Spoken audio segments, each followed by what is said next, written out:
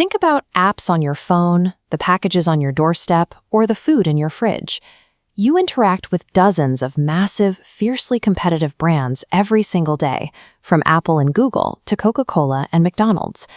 On the surface, these companies fight for your dollars, but a look at their shareholder lists reveals a shared connection.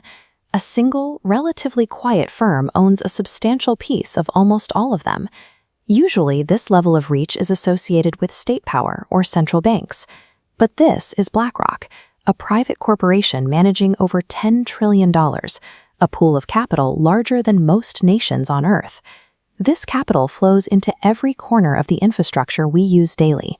It holds significant stakes in airlines, healthcare conglomerates, defense contractors, energy producers, and banks. By holding shares in thousands of competing corporations simultaneously, BlackRock has become a quiet, unifying link across the global economy. BlackRock's trillions don't belong to the company itself. They pool that money from the retirement accounts and pension funds of everyday people. When you put money into an index fund, it joins millions of passive contributions. BlackRock takes that collective stream and spreads it across the market.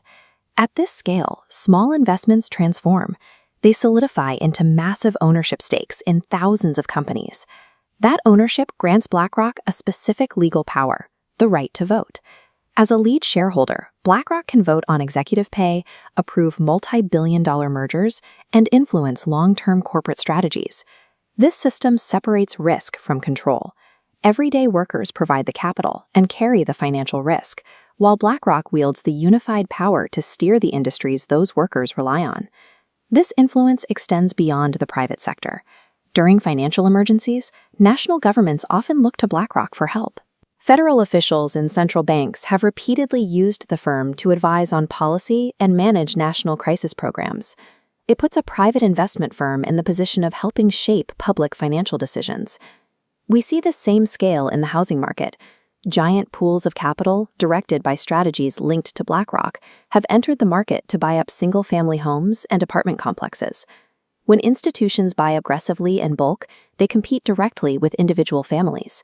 This demand drives up prices and makes homeownership more difficult for the average buyer.